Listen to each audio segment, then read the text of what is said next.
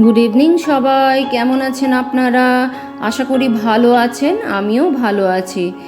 তো আজকে সন্ধেবেলায় আমরা তিনজন মিলে, সন্ধে ঠিক না, বিকেলবেলায় তিনজন মিলে বেরিয়ে পড়লাম ঘুরতে। তো ঘুরতে ঘুরতে আমরা চলে গেছিলাম বসুন্ধরার ওই দিকে আরামবাগ নার্সারি, কারণ নার্সারিতে আমার বেশ কিছু গাছ কেনার ছিল।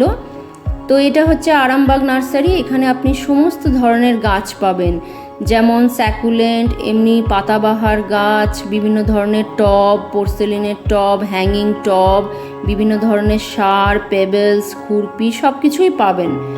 তো যথারীতি আমি কিছু গাছ কিনে নিলাম এবং 27টা ফুলের চারা কিনে নিলাম, আর একটা খুরপি খুব পছন্দ হলো, সেটা কিনে নিলাম। তো সমস্ত কিছু আমরা তাড়াহুড়ো করেই, হাতে কম সময় ছিল, নিয়ে তুলে নিলাম। আর যে বেগুন ভলিয়াগুলো দেখছেন কি সুন্দর না, আমার বেগুন ভলিয়া টবের মধ্যে ভীষণ ভালো লাগে। তো নেক্সট টাইম যখন আসবো আমি অবশ্যই একটা বেগুন ভলিয়া টবের কিনে নিয়ে যাব। তো সমস্ত কিছু নিয়ে আমরা তাড়াহুড়ো করে ফিরে গেলাম, কারণ 6:30 অলরেডি বেজে গেছে, শঙ্কু যাবে পাঠচক্র, তাই ও তাড়াহুড়ো করে আমাদেরকে ঘরে দিয়ে পাঠচক্র চলে গেল।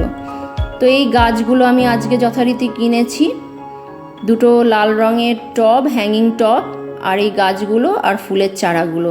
আর এই খুরপিটাও আমার খুব পছন্দ হয়ে গেল, তাই নিয়ে নিলাম। তো যাই হোক, ঘরে ফিরে আমরা হাত পা ধুলাম, হাত পা ধুয়ে আমার মেয়ে পড়তে বসে গেল। তো আমি যথারীতি সন্ধেটা দিয়ে দিলাম। তো সন্ধে দিলাম, সন্ধে বাতি দেওয়ার পর মেয়ে বলল যে মা একটুখানি দুধ চা বানাও আদা দিয়ে। তো একটু আদা দিয়ে দুধ চা বানালাম। তো আদা দিয়ে দুধ চা করার সময় ঘরে দেখলাম একটু মাফিনস আছে, তো ভাবলাম আদা দিয়ে দুধ চা সঙ্গে একটু মাফিনস খাই।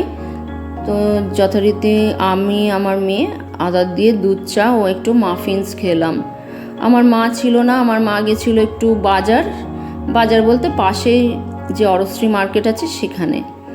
তো যাই হোক, আমরা দুজন মিলে একটু খাওয়া দাওয়া করলাম। তো খাওয়া দাওয়া করে মেয়ে যথারীতি আবার পড়তে বসে গেল। তো এটা হচ্ছে আমার মেয়ের ঘর, আমার মেয়ে এই ঘরেই থাকে।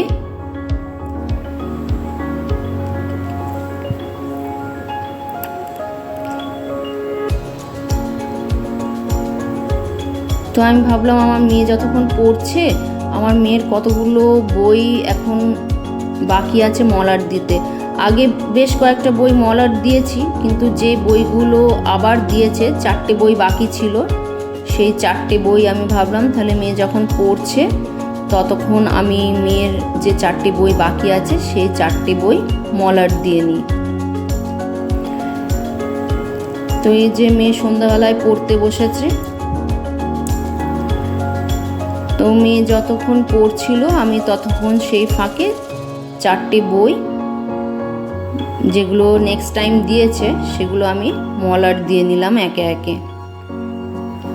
তো এরপর আমি রাত্রেবেলায় রান্না করব। রান্না বলতে আজকে ভিজে ভাত আছে সকালবেলার, তো সকালবেলার ভিজে ভাত খাবো, তার জন্য একটু কষা কষা পোস্ত রান্না করব, ব্যাস, আর কিছু লাগবে না। তো আমি ওই জন্য আগে ভাগে বইগুলো যথারীতি মলাট দিয়ে নিলাম। তো মলাট দেওয়ার পর শঙ্কু পাঠচক্র থেকে ফিরে এসছে। তো শঙ্কু বলল চারাগুলো একটু মাটির মধ্যে না রাখলে, চারাগুলো কিন্তু এত ছোট, জলের মধ্যে একটু রাখতে হবে, তো নইলে মরে যাবে। তো শঙ্কু পাঠচক্র থেকে এসেই জামা কাপড় ছাড়েনি, সমস্ত চারাগুলো পাশের বাড়ি থেকে বালি নিয়ে এসে একে একে রেখে দিল। তো যাই হোক, এইভাবেই আজকের দিনটা কাটলো, আজকের সন্ধ্যেটা। তো বন্ধুরা, আমার এই ব্লগটা এই পর্যন্তই। যদি ভালো লেগে থাকে অবশ্যই কমেন্ট সেকশনে একটা কমেন্ট করবেন, লাইক ও সাবস্ক্রাইব করতে ভুলবেন না। সুস্থ থাকবেন, ভালো থাকবেন। তাহলে ব্লগটা এখানেই শেষ করছি। টাটা।